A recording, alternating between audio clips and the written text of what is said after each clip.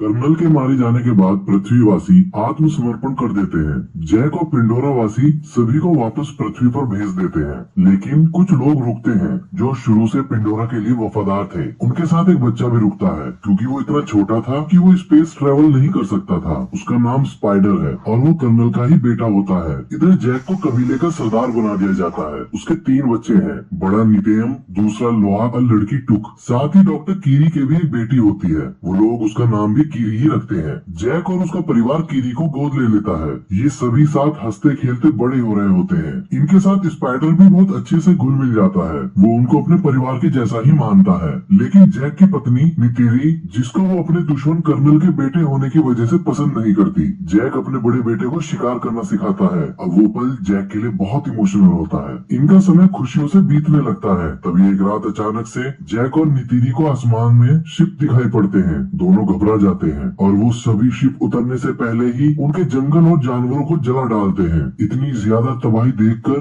Jack परेशान और नितेरी टूट जाती है। इस बार वो पहले से भी कहीं ज्यादा तादाद में मशीनरी लाते हैं। फिर 1 साल बीत जाने के बाद पृथ्वीवासी कर्नल का क्लोन एक अवतार में बना लेते हैं, जिसमें वो उसकी सारी याददाश्त डाल देते हैं। पर उसको ये याद नहीं रहता कि वो मरा कैसे था, क्योंकि उसकी वो सारी यादें कर्नल खुद वीडियो में सेव करता है जब वो जिंदा था। और वो मरने से पहले की सारी कहानी वो अपने अवतार को वीडियो के जरिए सुनाता है। इधर जैक अपने कबीले की मदद से उनके गोला बारूद की सप्लाई पर हमला करके उनको लूट लेता है। इधर कर्नल अपने साथियों को पिंडोरा पर फिर से हमला करने और किसी भी हालत में जैक को पकड़ने का प्लान बनाता है और फिर अपने साथियों के साथ पिंडोरा पर अपने लोगों के मिलिट्री बेस पर पहुंचता है। वहां वो अपने जनरल से मिलता है। जनरल उसे बताती है, हमने पिछले 1 साल में इतना ज्यादा काम और कंस्ट्रक्शन किया है जितना पिछले 30 सालों में नहीं हुआ था, और हमें इस ग्रह को अपने लोगों के लिए पर्याप्त बनाने से पहले इन पिंडोरा वासियों का इलाज करना होगा, क्योंकि ये पहले से ज्यादा हमला करने लगे हैं, जिसकी वजह से हमको जान और माल का बहुत नुकसान हो रहा है। फिर वो जनरल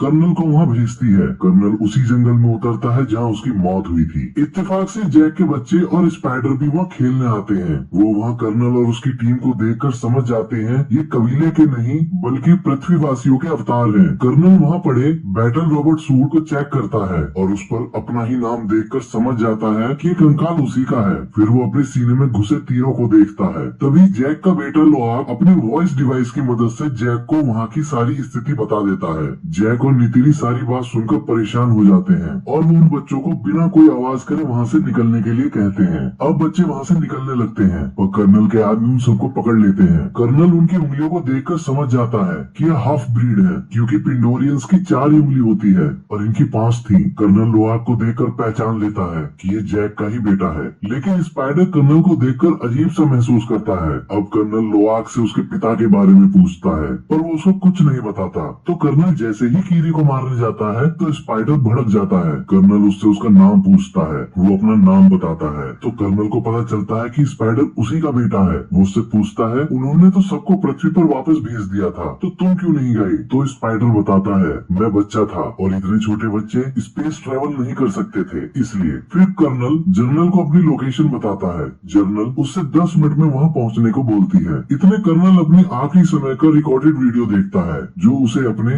बैटल रोबोट सूट की मेमोरी में मिला था। अब उसको पता चलता है कि वो आखिर कैसे मरा था। अब कर्नल जनरल के आने का इंतजार करता है और उससे पहले ही जैक और नितेरी वहाँ आ जाती है और फिर उनकी कर्नल और उसकी टीम के साथ लड़ाई होती है, जिसमें वो अपने बच्चों को बचा लेते हैं। पर एक धमाके के प्रेशर से स्पाइडर बेहोश हो जाता है। कर्नल उसको उठाकर अपने साथ ले जाता है। कीरी रोते हुए जैक से कहती है कि वो स्पाइडर को ले गए हैं। जैक उसको गले लगाकर उसकी हिम्मत बांधता है। इधर जनरल स्पाइडर को टॉर्चर करके उन सभी का पता पूछती है, पर स्पाइडर उसको कुछ नहीं बताता। कर्नल को ये सब अच्छा नहीं लगता कि वो उसको इतना ज्यादा टॉर्चर कर रही है, तो अचानक से उस टॉर्चर को रोक देता है। उस टॉर्चर की वजह से स्पाइडर की नाक से खून निकल आता है। अब कर्नल जनरल से कहता है कि ये मुझे जानता है, मैं अपने तरीके से इससे बात उगलवा सकता हूँ। तो जनरल उससे कहती है, ये तुम्हारा बेटा नहीं है, और कहकर वहाँ से चली जाती है। पिंडोरा पर जैक अपनी पत्नी से कहता है कि अब हमको ये जगह छोड़नी पड़ेगी, क्योंकि स्पाइडर कर्नल के पास है और वो उससे सब उगलवा लेंगे। नितिरी वहाँ से जाने से मना करती है, तो जैक उसे समझाता है कि वो सिर्फ मेरे और तुम्हारे लिए ही यहाँ आए हैं,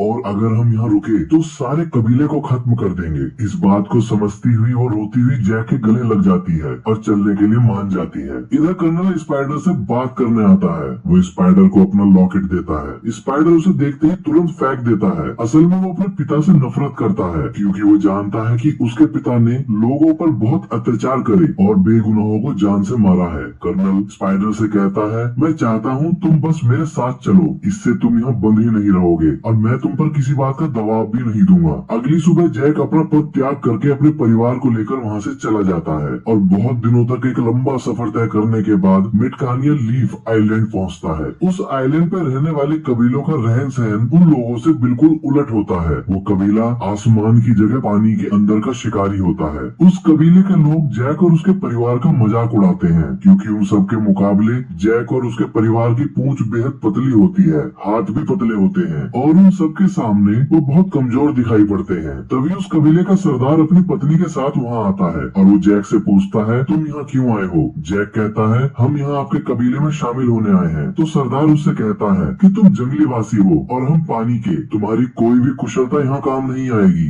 जैक कहता है, हम जल्दी सीख लेंगे। तभी सरदार की पत्नी बोलती है, ये हमारे जैसे पानी में तेज नहीं तैर सकते और कीरी और बच्चों का हाथ देखकर कहती है, ये कोई सच्ची पैदाइश नहीं है, इनके शरीर में शैतान का खून है। तो जैक उसको अपना हाथ दिखाता है और कहता है, मेरे भी वैसे ही हैं और माँ एवा ने मुझे जीवन दान दिया है, उन्होंने ही मुझको कबूल किया है और अब मैं तुम में से एक हूँ। तभी नितीरी बताती है, तुम सब जानते हो कि मेरे पति ने अपने दम पर पृथ्वीवासियों को हराकर हमारे कबीले को बचाया है। तो सरदार की पत्नी कहती है, और तुम अब खुद को छुपाते फिर रहे हो। जैक दोनों को शांत कराता है। तो सरदार जैक से कहता है, मैं तुम्हारी लड़ाई यहाँ तक नहीं लाना चाहता। तो जैक कहता है, मैं यहाँ लड़ाई नहीं बल्कि अपने परिवार को सुरक्षित रखने के लिए यहाँ आया हूँ। सरदार उनको वहाँ रहने की इजाजत दे देता है और अपने लोगों से कहता है, इनको भी अपने भाई और बहनों के जैसा समझो, इनको एक बच्चे के जैसा समझकर हमारे सारे तौर तरीके सिखाओ, इन्हें तैरना सिखाओ जिससे ये अपने आप को बेकार न समझे। और फिर अपने बेटे और बेटी को उनकी जगह दिखाने को कहता है। अगले दिन सरदार के बच्चे जैक के बच्चों को पानी के अंदर ले जाते हैं और वो देखते हैं कि वो ज्यादा समय पानी के अंदर नहीं रुक पा रहे। वो उनकी तैरने में उनकी बहुत मदद करते हैं और उन्हें सारे तरीके बताते हैं। उसके बाद वो अपने पानी के जीवों को बुलाकर उनसे लोआक का बंधन करवाते हैं और उसको राइड करना सिखाते हैं। कबीले का सरदार वो सारी ही बातें जैक को भी सिखाता है। सरदार की लड़की ओआक को सांस खींचना और देर तक रोकना सिखाती है। जैक के बच्चे पानी के अंदर बहुत मजा करते हैं, उन्हें एक नई दुनिया दिखाई देती है। कीरी उन सबको महसूस करती है। इधर कर्नल स्पाइडर को लेकर पिंडोरा की सबसे ऊंची पहाड़ी पर पहुंचकर अपने लिए एक बेंजिस को चुनकर उससे अपना बंधन जोड़ने की कोशिश करता है, लेकिन उनकी लड़ाई में बेंजिस उसको लेकर पहाड़ी से कूद जाता है। तो सबको लगता है कर्नल मर गए और वो वहाँ से वापस जाने लगते हैं, लेकिन तभी कर्नल बेंजिस की सवारी करता हुआ वहाँ आ जाता है। वो उससे बंधन जोड़ लेता है। इधर सरदार के लड़के कीरी को छेड़ रहे होते हैं। तभी नितेम और लोआक वहाँ आकर उन लड़कों को बहुत मारते हैं। कीरी ये देखकर बहुत हंसती है। फिर जैक अपने लड़कों को अपनी जगह पर लाकर बहुत डांटता है और लोआक को भेजकर उन सभी से माफी मांगने को कहता है। फिर वो नितियम से पूछता है, क्या तुमने उन सबको बहुत मारा? वो कहता है, हाँ। ये बात सुनकर जैक उससे कहता है, ये अच्छी बात है। नितियम उनका जवाब सुनकर मुस्कुराता है और वहाँ से चला जाता है। लोआक उन लड़कों के पास जाकर उनसे माफी मांगता है। वो लोआक को माफ करके अपने साथ गहरे समुद्र में शिकार करने को कहते हैं। लोआक उनकी बात मानकर उनके साथ चल पड़ता है। वो थ्री ब्रदर पहाड़ी पर पहुंचकर लोआक से एक आवाज निकालने को कहते हैं। लोआक वैसे ही करता है, पर वो उसको चुपचाप वहाँ छोड़कर वापस चले जाते हैं। असल में वो एरिया एक व्हेल मछली के जैसे दिखने वाले टुलकुन जीवों का होता है और एक जीव लोआक को मारने के लिए पागलों की तरह उसके पीछे पड़ जाता है। लोआक अपने को जैसे तैसे उससे बचाने की पूरी कोशिश करता है। बहुत देर पानी में रहने की वजह से लोआक की सांसें खत्म होने लगती हैं। अब वो वहाँ से बाहर निकलकर सतह पर आने की कोशिश करता है, लेकिन टुलकुन उसको देख लेता है और अब उस पर उसे मारने के लिए हमला करता है। और जैसे ही उसके नजदीक आता है तभी एक और टुलकुन उल्टा उस पर ही हमला कर देता है। पर इतने में लोआक अपनी सांसें टूटने की वजह से पानी में डूबने लगता है। पर कुछ देर बाद जब उसकी आंखें खुलती है तो देखता है कि उस टुलकुन ने उसकी जान बचा ली है। वो उसे सतह पे ले आया था। इसके बदले वो टुलकुन के पंख में फंसे बड़े से लोहे के कांटे को निकाल देता है। अब दोनों में दोस्ती हो जाती है और फिर दोनों पानी में बहुत देर तक एक साथ तैरते हैं। कुछ देर बाद लोआक उसके दूसरे कटे हुए पंख को देखकर उससे इशारे में पूछता है कि ये कैसे हुआ, पर टुलकुन उसको कोई जवाब नहीं देता। इधर कीरी जैक को बताती है कि मुझको माँ एवा के दिल की धड़कन सुनाई देती है, क्या मैं पागल हो गई हूँ? जैक उसे समझाता है। तभी नितियम सरदार के लड़के को लाता है और दिन भर की सारी बात बता देता है। है। अब वो लोग लोआक को ढूंढने निकलने ही वाले होते हैं, तभी लोआक टुलकुन को वापस भेजकर घर आ जाता है और सारी गलती अपनी बताकर सरदार के लड़के को मार खाने से बचा लेता है, जिसकी वजह से उन दोनों में बहुत अच्छी दोस्ती हो जाती है। अगले दिन वो सरदार के बच्चों को सारी बात बता देता है और उनसे उसके कटे हुए पंख का भी जिक्र करता है। सरदार की लड़की समझ जाती है और कहती है कि उसका नाम पायकन है और उसको उसके परिवार ने बेदखल कर रखा है, क्योंकि सभी बताते हैं कि वो खूनी है। उसने हमारे कबीले और अपने साथी टुलकुन को भी मारा है। लेकिन लोआक उनकी बात नहीं मानता और कहता है वो मेरा दोस्त है और वहाँ से कहकर चला जाता है। अगले दिन सरदार की लड़की उनको अपने पुरखों के मंदिर को दिखाती है, फिर अपने कबीले के जीवन नायनी पेड़ को दिखाती है जो पानी के अंदर होता है। कीरी उससे अपना बंधन करती है तो उसे अपनी माँ दिखाई देती है। वो उसे गले लग के रोने लगती है और पूछती है मैं सबसे अलग क्यों हूँ और माँ एवा मुझसे क्या चाहती है, मेरे पिता कौन है। तभी अचानक कीरी को दौरा पड़ जाता है। वो बच्चे उसको वापस ले आते हैं। जैक उसके इलाज के लिए अपने दोस्तों को बुलाता है पर उनसे कुछ नहीं होता, तो सरदार की पत्नी उसका इलाज करके उसे ठीक करती है। तभी कर्नल के साथी उसको बताते हैं कि रेडार पर एक शिप देखा गया है और ये शिप वही था जिससे जैक के दोस्त कीरी को ठीक करने आए थे। कर्नल को एक लोकेशन मिल गई थी। अब कर्नल एक शिकारी शिप के कैप्टन और उसके क्रू के साथ मैटकाइना रीफ के लिए निकल पड़ता है। इधर रीफ में सारे टुलकुन अपना चक्र पूरा करके वापस आते हैं। कबीले वाले उनके आने से बहुत खुश होते हैं। असल में कबीले वाले उनको अपने भाई और बहन ही मानते हैं। टुलकुन की सरदार अपने बच्चे को रोनाल को दिखाती है। वो बहुत खुश होती है और कहती है उसका बच्चा भी जन्म लेने वाला है। इधर कर्नल उसके सबसे नजदीकी कबीले पहुंच जाता है और जैक के बारे में पूछता है, पर वो लोग कुछ नहीं जानते तो वो कुछ नहीं बता पाते। वो गुस्से में उनके घरों को जला देता है और वहाँ से दूसरे कबीले के लिए निकल जाता है। जैक को सरदार पड़ोसी कबीले की जानकारी देता है और कहता है वो तुमको ढूंढ रहे हैं। नितेरी जैक से कहती है हम कब तक भागते रहेंगे, हमको अगर चैन की सांस लेनी है तो हमें उसे मारना पड़ेगा। इतनी मेहनत करने के बाद भी कर्नल को कुछ पता नहीं चलता तो अपना प्लान बदल देता है और जो उस शिप का कप्तान चाहता था कि वो टुलकुन का शिकार करे वो उसे इजाजत दे देता है। अब लोआक पायकन के पास पहुंचता है और उससे कहता है मैं तुम पर भरोसा करता हूँ, तुम भी मुझ पर भरोसा करो और तुम्हारे साथ क्या हुआ था वो मुझे बताओ। और उसको ऐसा करते हुए उसके साथी देख लेते हैं। पायकन अपना मुंह खोलता है। लोआक अंदर जाकर अपना बंधन जोड़ता है जिससे उसको सब पता चल जाता है कि उसने सिर्फ अपने साथियों और कबीले वालों को बचाने की कोशिश करी थी। उसमें उसकी कोई गलती नहीं थी और उसने किसी को नहीं मारा। अब उस कबीले के सरदार को पता चलता है कि लोआक पायकन के पास गया था, जिसकी वजह से वो उसको डांट लगाता है और बताता है टुलकुन पहले खूनी दरिंदे हुआ करते थे और बहुत ज्यादा मार काट करने के बाद उन्होंने दरिंदगी त्याग दी और शांति को ही अपने जीवन का मूल आधार बनाया। पर पायकन ने उनके नियम तोड़कर वापस दरिंदगी दिखाई तो उसको बरादरी से बेदखल कर दिया। लोआक उसको सच बताने लगता है पर जैक उसको बोलने नहीं देता। इधर कर्नल की टीम टुलकुन की सरदार पर ही ट्रैकर लगा देती है क्योंकि वो अपने बच्चे की वजह से तेज नहीं तैर सकती थी। अब वो सारे शिकारी, अब वो कैप्टन बड़ी बेरहमी के साथ उसको घेर कर मार देता है और अपने शिप पर लाकर उसके दिमाग में ड्रिल करके पीले कलर का सारा तरल निकाल लेता है और वो बताता है कि ये तरल सबसे कीमती है और इतने से तरल की कीमत 660 करोड़ रुपए है और इसी के पैसों की वजह से ही कर्नल तुम अपना काम कर पा रहे हो। इधर कबीले वाले टुलकुन की लाश के पास पहुंचते हैं। सरदार की पत्नी उसको देखकर बहुत रोती है और बताती है कि मेरी आत्म बहन थी और इसने न जाने कितनी साइकिल पूरी करने के बाद अपने बच्चे को पाया था और वो वापस आकर लड़ाई का ऐलान करती है। लेकिन जैक उनको समझाता है कि अगर तुम उनसे लड़े तो वो तुम्हारा सब कुछ खत्म कर देंगे, उनको भी जिनको तुम प्यार करते हो। और उन्हें ट्रैकर को दिखाकर कहता है हमको टुलकुन की जिंदगी बचानी है तो ऐसा कुछ भी उन पर दिखाई दे तो मुझको बताओ, मैं ट्रैकर्स को बंद कर सकता हूँ जिसकी वजह से उनकी जान बच सकती है। और ये बात सभी टुलकुन तक पहुँचाने को कहता है। सब मान जाते हैं। फिर जैक चुपके से नितेरी को बताता है कि वो टुलकुन का नहीं बल्कि हमारा शिकार करना चाहते हैं। अब लोआक पायकन के पास उसको सावधान करने के लिए निकल पड़ता है क्योंकि वो जानता था कि उसे कोई नहीं बताएगा। लेकिन सारे बच्चे उसे रोकने की कोशिश करते हैं पर वो वहाँ से निकल जाता है तो भी सारे बच्चे उसका पीछा करते हैं। इधर कप्तान दूसरे शिकार की तैयारी करता है।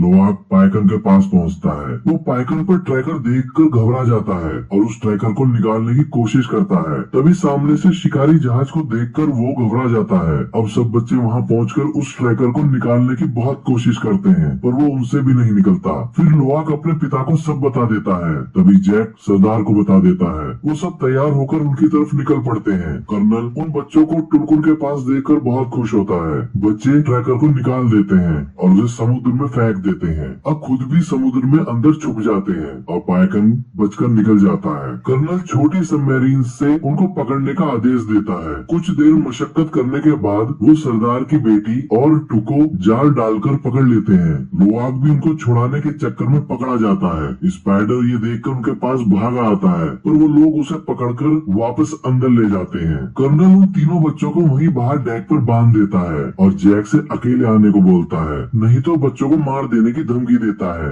जैक खुद को सरेंडर करने को तैयार हो जाता है। पाइकन पानी के अंदर से लोआग को शिप पर बंधा देख गुस्से से पागल हो जाता है और समुद्र के अंदर पत्थरों को तोड़ने लगता है। अब वो उसको बचाने की ठानकर अपने सारे नियम फिर से तोड़कर शिप पर कूद पड़ता है और वहाँ सब कुछ तोड़ने लगता है। उसको देखकर शिप का कैप्टन उसका शिकार करने के लिए वहाँ आ जाता है और ये सब देखते हुए कबीले वाले भी लड़ाई में कूद पड़ते हैं। कप्तान पाइकन पर रॉकेट छोड़ता है और वो अपने सिर नीचे कर लेता है, जिससे रॉकेट उससे टकराकर कप्तान के शिप पर ही फट जाता है। ऐसा देख कप्तान हैरान हो जाता है। अब उन सभी लोगों में बड़ी भयंकर लड़ाई शुरू हो जाती है और सब अपने दुश्मनों को मारने लगते हैं। इधर पानी के अंदर कीरी अपने बंधन को उनके जीवनदायिनी पेड़ से जोड़कर कर्नल की सबमरीन्स को तोड़ देती है, जिसको देखकर सरदार के लड़के बड़े हैरान होते हैं। शिप के अंदर स्पाइडर भी शिप के कंट्रोलर को तोड़ देता है, जिसकी वजह से शिप चट्टान से जाकर टकरा जाता है और उसमें पानी भरने लगता है। कप्तान अब पाइकन को पकड़ने के लिए तार से बंधे एंकर को उस पर शूट करता है, पर पाइकन बड़ी चालाकी से उससे बचकर अपने सिर से जानबूझकर उस तार को बांधकर पूरी ताकत लगाकर उस बोट को खींचने लगता है। कप्तान बड़ी मुश्किल से उससे पीछा छुड़वाता है और फिर से उस पर हमला करने की तैयारी करता है। तभी पाइकन उसकी बोट के ऊपर से कूदकर उस तार से कैप्टन के हाथ को ही बांध देता है और एक झटका देकर उसका हाथ ही अलग कर देता है, जैसे कप्तान ने कभी उसका पंख काटा था। कप्तान के मरते ही उसका क्रूर लड़ाई रोक देता है